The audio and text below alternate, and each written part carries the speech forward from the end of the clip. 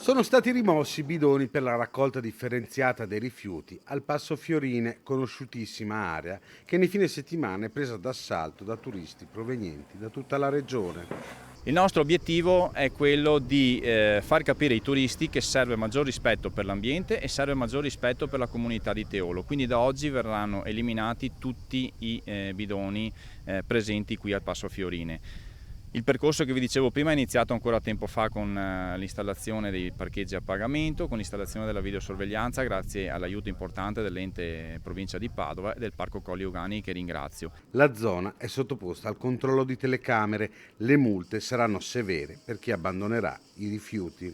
L'appello che voglio fare è quello di portarsi a casa il rifiuto e di non abbandonarlo, perché se individuati e abbiamo posizionato anche delle telecamere potrebbero incorrere in sanzioni abbastanza anche importanti.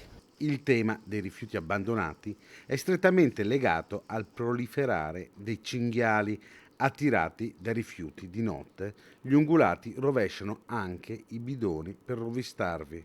La problematica dei cinghiali è una problematica che è molto sentita, il parco lo sta affrontando con molte risorse, sia con delle squadre che si occupano appunto del contenimento della specie in svariati modi. Sono state investite molte risorse e i risultati si stanno ottenendo. Un territorio complesso, quello dei Colli Euganei, fragile e delicato, che chiede rispetto e molte attenzioni.